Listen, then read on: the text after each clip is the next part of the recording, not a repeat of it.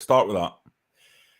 Good morning, everybody, and welcome to the Rangers Review morning briefing for Thursday, the 11th of August. I'm Derek Clark, and I'm joined this very warm, sunny morning, especially down here in Warrington. I'm not too sure what it's like there in Glasgow, Johnny, but lovely. Yeah, is it? Yeah. Blue skies. It was sweltering yesterday. We've got an amber warning for heat. Extreme heat down here for the next all weekend. Actually, it's uncomfortable to say the least. So yeah, roll on autumn and winter. That's what I say. Before we talk all things Rangers, folks, just a bit of housekeeping. First of all, you can see a little ticker below. We've got that great offer on the website just now. It's £2 for 2 months worth of content. So many of you taking advantage of it. So thanks very much for doing so. You're all saying great things. Head over to rangersreview.co.uk/subscribe for all the details. And I'll stick the link in the comment section as well. So if you click on that, it'll take you to the page to sign up. And another little note as well, something that I messed up and missed yesterday. Lovely donation sent in by one of our followers, Pete Lawrence, who messaged in and donated a very generous amount of money, Johnny. Thank you very much, Pete. It's greatly appreciated that. I wasn't aware that you could actually do that on this platform. I do know now, and it's fantastic to see. If you want to do that, folks, then it helps us with the work that we carry out here at the Rangers Review. But fantastic to receive that yesterday, Pete. It's very generous of you. So take my cap off to you. Thank you for that. Yeah, fantastic, Pete. Superb to get that donation. And these are super comments. So what it is if you want to help support the show, you can get your comment at the top of the comments by putting in a donation, and then it flashes up on our screen. This was the first time we'd ever had one, so we were completely bamboozled and kind of didn't really know what was going on until the end of the show and kind of realised what had happened. So apologies about that. That's our technical ineptitude. But brilliant there from Pete, and that will go towards helping keeping the Rangers Review going. Of course, if you want to do that, that's fantastic. But also we've got the Rangers Review website, £2 for 2 months at the moment. Log on at www.rangersreview.co.uk/subscribe, and you can help do that as well. Yeah, Gallant Pioneer is giving us a bit of stick, Johnny says. Super chats have been around for years, lads. A couple of technophobes here, myself and Johnny, but we're well aware of it now. We're just getting used to TikTok, lads. Come on. Well, Derek is. Yeah.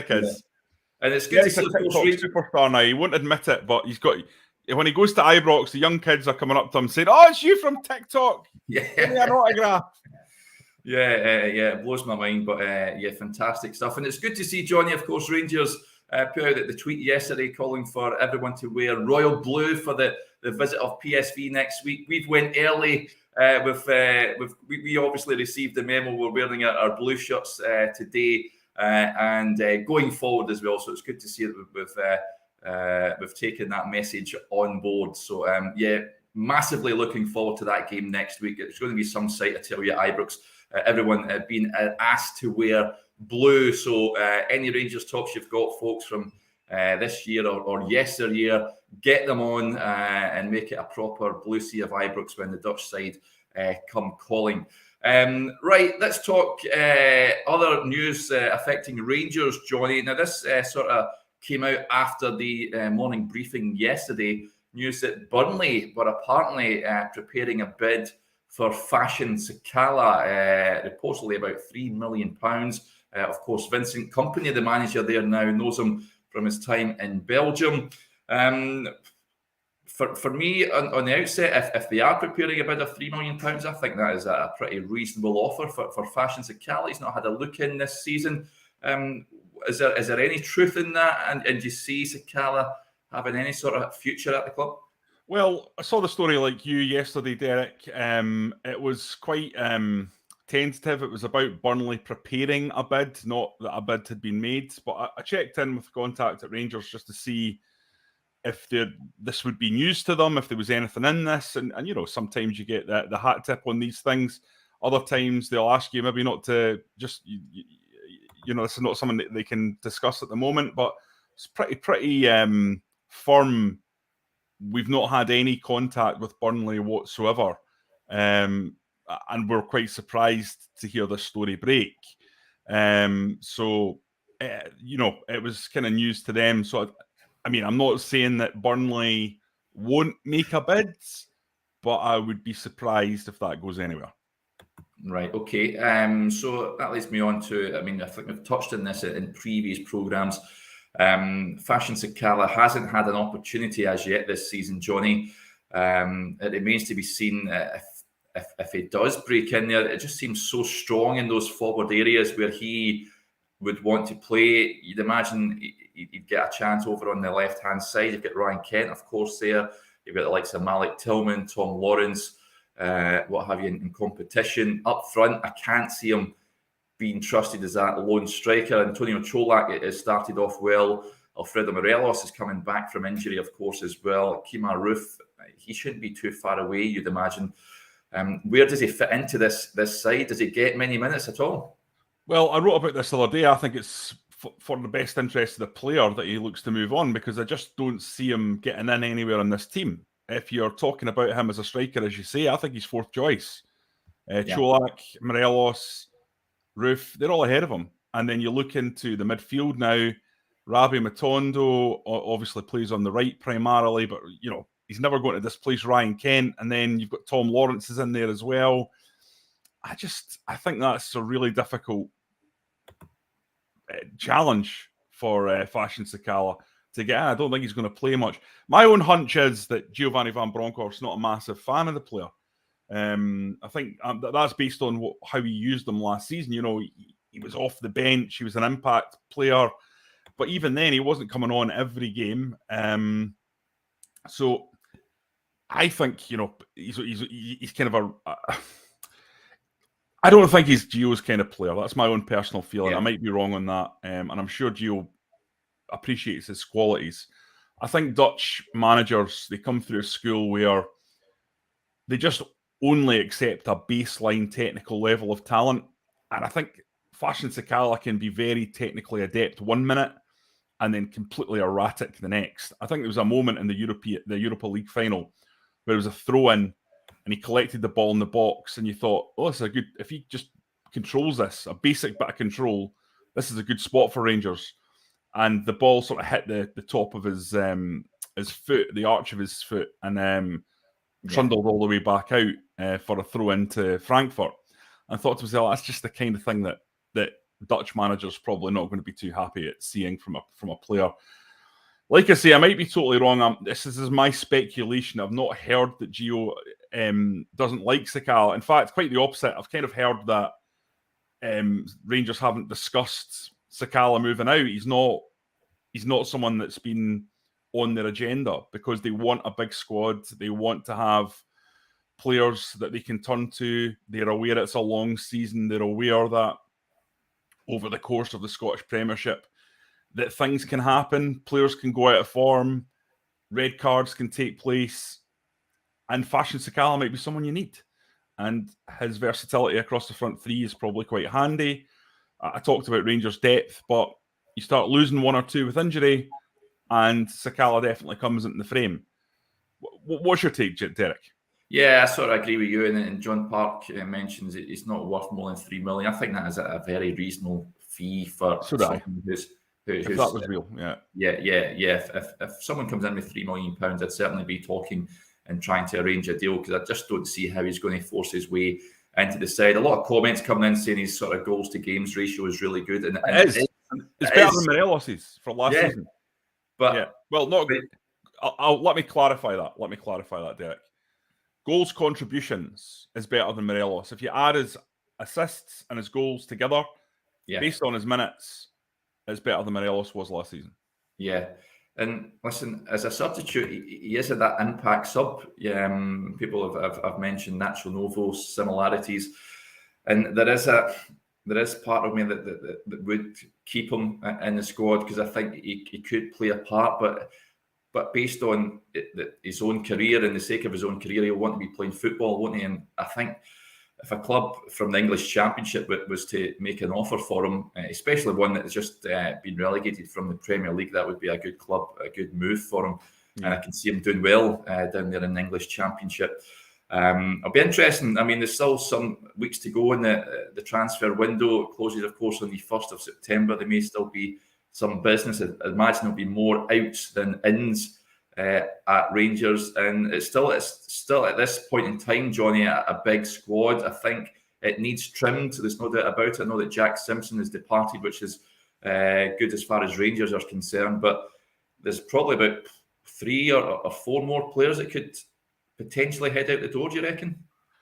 Yeah, I do. I do think so, Derek. And primarily, I think the first place you've got to look at is the central defensive areas. Niko Katic is still there. And Philip Helander is recovering from injury. Is he going to remain? The signing of Davis and the re-signing of Goldson were essentially both unexpected.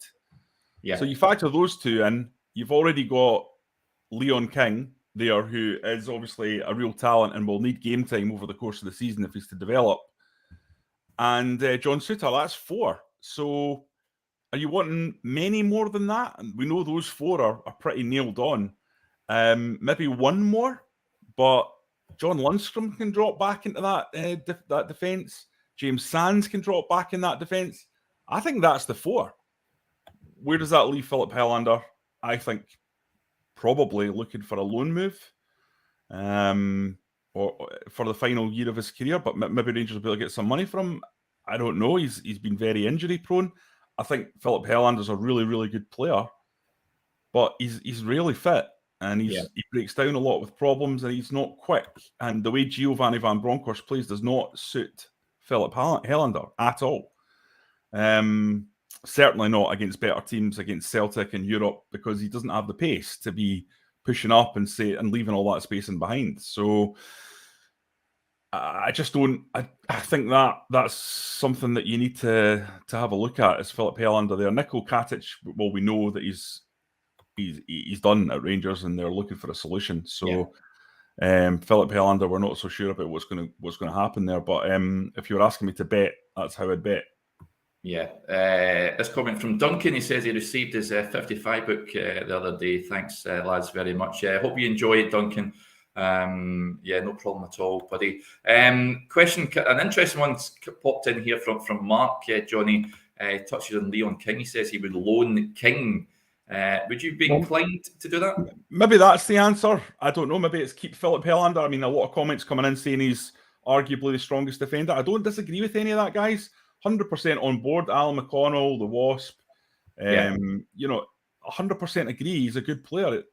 I'm down with that. And if he was fit all the time, I would probably be saying, even though he doesn't really fit Gio's style, he's still someone you want to have around for certain games. If you're going to play a lower block in Europe, if you're going to go against teams at Ibrox who aren't going to really harm you, definitely Philip Helander he might be a square peg in a round hole, but he's still good enough and he's a quality player. But my worry with Leon King, I've got to be honest, is even if he's part of a 4, how much game time is he going to get? He needs 20 to 25 games this season. If Rangers can't give him that, then he should go out and loan. Yeah. But I'd like to think that Rangers will be able to give him that, given the amount of games that are coming up. What I think is really important, though, at the moment is Rangers get through these Champions League ties. Rangers solidify and meld together and blend together these new players. And I think there'll be more chances down the road for Leon King once things are a little bit more settled. I don't think you want to throw Leon King in a Champions League qualifier. No, totally agree. There's a question coming in. Nemi 1872. I'm going to put this to you, Johnny. Sell Sakala 3 million, buy Barry McKay 1.5 million. I know you're a big fan. Did well in the Edinburgh Derby recently. But I think that ship has sailed. I think his time at Rangers is one. Rangers were a different side back then, Johnny, but I'm not too sure if... I think at Hearts, he's a good player. At Rangers, not so sure he would get he won't get as much game time as he is at Tynecastle.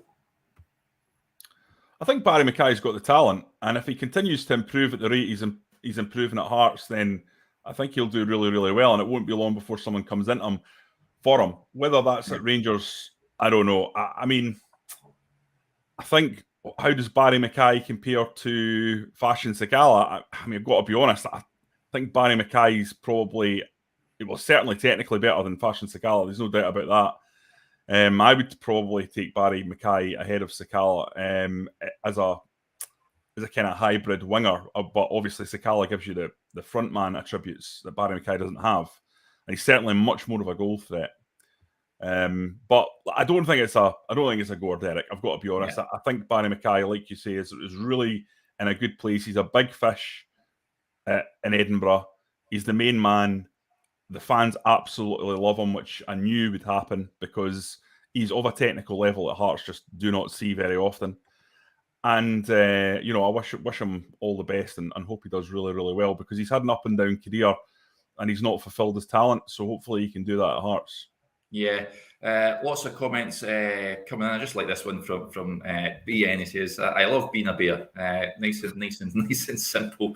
Eric Johnston says that I think this is the new one for the Rangers dads. Alan Smith every transfer window. Robbie Fowler. Lewis Ferguson, it was recently. I would like to see Billy Gilmour back on loan. Listen, so would I. Yeah. But I don't think it's going to happen. Yeah. I don't think it's going to happen. Sources close to Billy Gilmour. I don't think that's on his agenda. Is he not going to Everton? He may well do. Or on the way to Everton. I mean, Frank Lampard was a major factor in giving Billy his opportunity at Chelsea and really encouraging him and allowing him to showcase his undoubted talent in games against Liverpool and becoming a fairly major player in that squad. Yeah. So I think it was a big blow for his Chelsea future when Frank Lampard departed. So, if he can take him to Everton now, then I think it would be a great move. A great club, a big club, a club where there's serious demands. I think Billy Gilmour would shine there. Yeah, I totally agree. Yeah, absolutely. A comment coming here from John. Johnny, I wanted to touch on this. He scored an absolute belter of a free kick last night for the B team against Spartans. He won by 1-0. He says, "Morning, great to see Alex Lowry getting some game time and a goal last night. He needs to be back in that first team squad ASAP."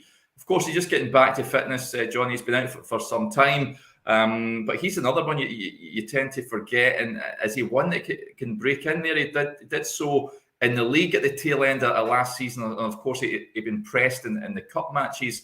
Is he one? I think at the start of the season, before pre-season kicked off, a lot of supporters were excited at the prospect of him making more of an impression this season. Can he do so, do you reckon? Or is a loan a possible outcome for him?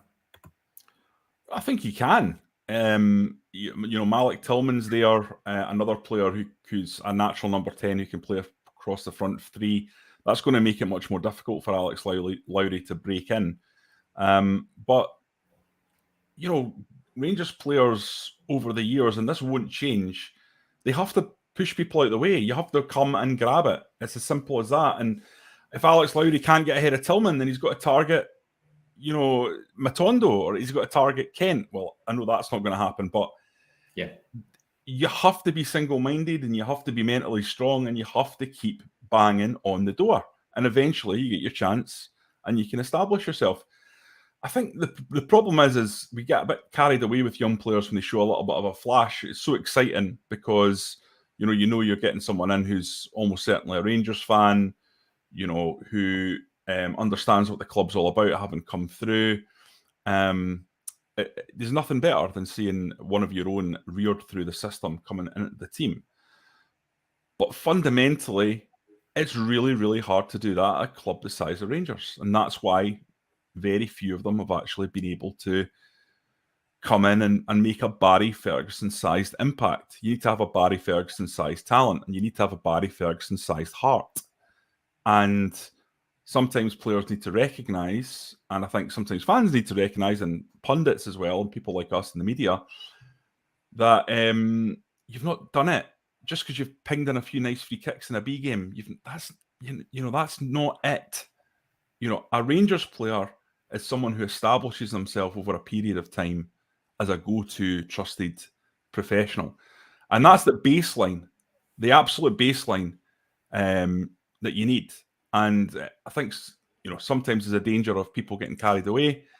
And I think in Alex Lowry's case, the hard work starts here.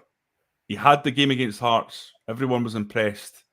But he's still nowhere near an established first team. He's in the B team at the moment.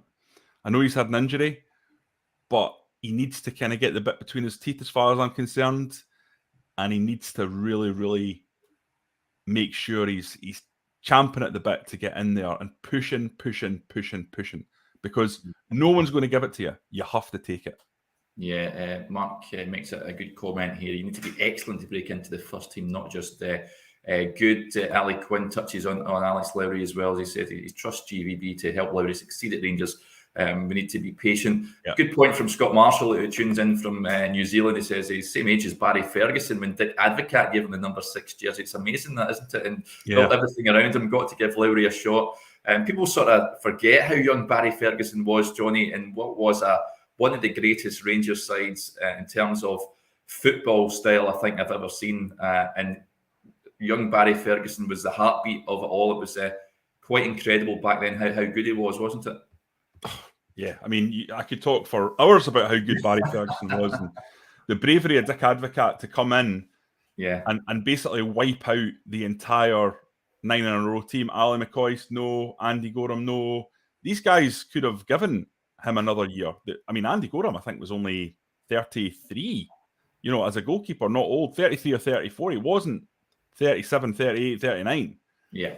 But, he wanted a clean slate, and he wanted to allow other personalities to come through and sort of create a different culture at the club. And Barry was at the centre of that.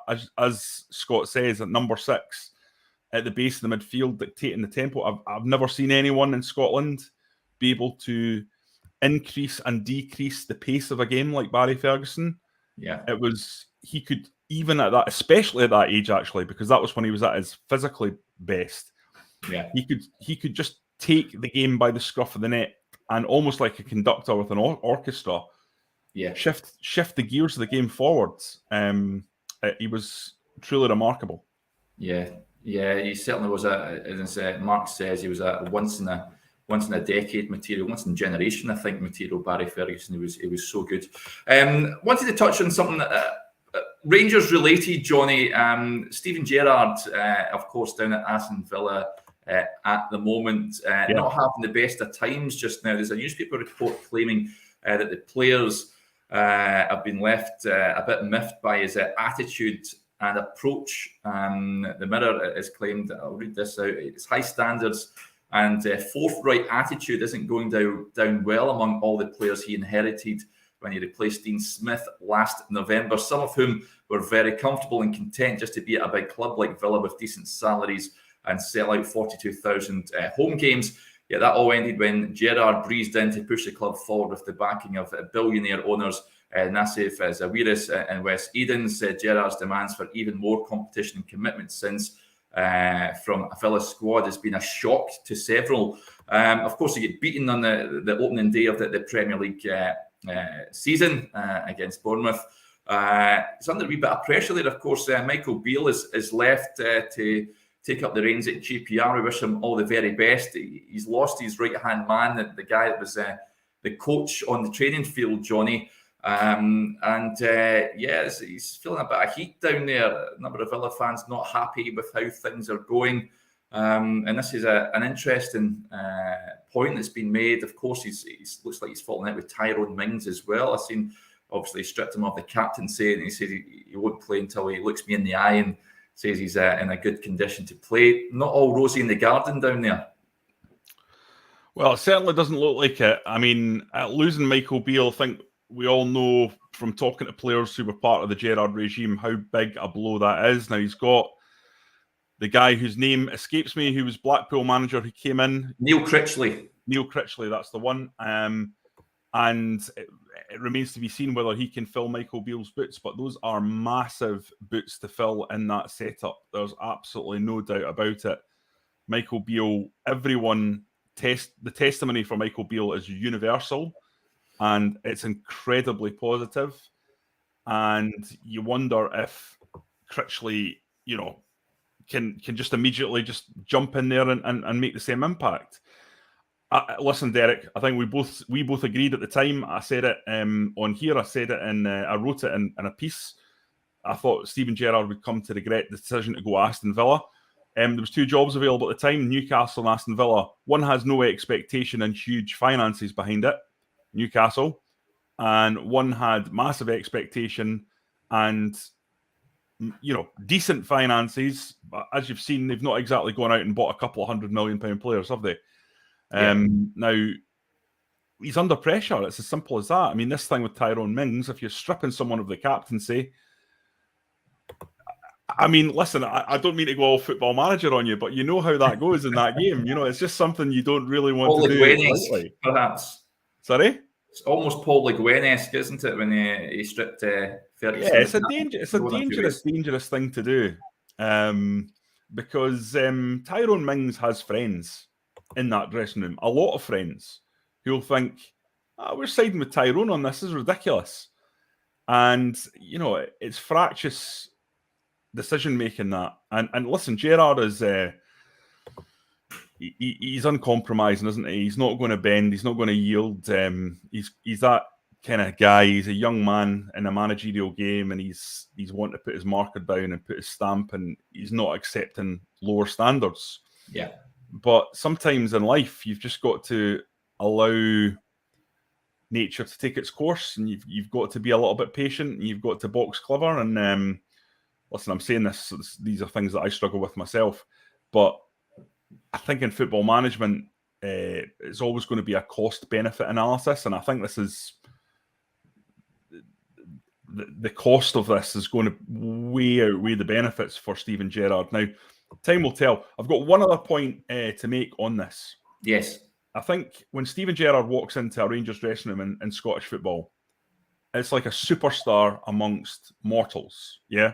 Because you think the wage structure at Rangers, the kind of players that are at Rangers, 40 grand a week and below, Steven Gerrard really is an iconic presence. Yeah. Down in the Premier League, icons are 10 a penny. Like big European world names. They're 10 a penny. Now, you wonder if there's just a slightly different mentality amongst pampered Premier League players earning 200 grand a week, 150 grand a week, 90 grand a week, as a regular. What Rangers pay to their top earners is below the average Premier League salary. Yeah. So I wonder if he just wouldn't have that same aura to the same extent, where people would be sort of hanging on his every word. And I wonder if it would turn quicker down in England than it would here. I don't know, Derek. You're down there, so you'll know better than me. Well, David agrees with you, Johnny. I sort of tend to agree with you with regards to that. Like you say, players are on astronomical sums of money. You get reserve team goalkeepers that dwarf the highest earners in Scotland. So it's a different ballgame. Like the boy Neto, who just signed for Bournemouth. Yeah. I read a piece on Barcelona's finances. He's on 97 grand a week at Barcelona. And you bet your bottom dollar he's not going to Bournemouth for less, is he? Yeah. I mean, 97 grand a week for your reserve goalkeeper. I mean, that just sums up how insane Barcelona is. Yeah. But it just shows you the finances in these elite leagues at these elite clubs. But I think Gerrard's got a real tough job there. I don't think they've invested in the way that they needed to invest to get to the kind of West Ham level. I don't think they're going to get there. I think they'll be doing well to finish in the top 10. And as I said at the time, mate, that's huge success for Aston Villa. Season on season, finish in the top 10. But that won't be seen as a success. That'll be seen as meh. Yeah. And that's your problem right there. Because you can't go from yo-yo club to top 8 club in one step. And that's what Aston Villa fans expect. They're miles off it, mate. Yeah, I totally agree, Johnny. Right, folks, that'll do us there. We'll finish up this lovely comment from Stuart McLean. He says, catching the review live today, missed your ugly mugs. I will having it on the podcast. Wouldn't say that if Joshua was on, Derek. Yeah, absolutely, absolutely. Having it on the podcast is a godsend. Yeah, folks, if you miss it or if you want to listen to us on whatever podcast platform you prefer, you can now do so. So all the daily briefings are on. Available to listen to as well throughout the day. So, thanks to everyone for interacting with the show as ever. It's greatly appreciated. Just a reminder, we've got that offer on the website, 2 months for £2 worth of content. Head over to rangersreview.co.uk/subscribe for all the details. And thousands of you are taking advantage of that. Just £2.99 per month thereafter. It's great value for the content you do receive. And focusing really great things. Okay, we'll be back again tomorrow to look ahead to the match at the weekend against St Johnstone. But until then, enjoy the rest of your Thursday.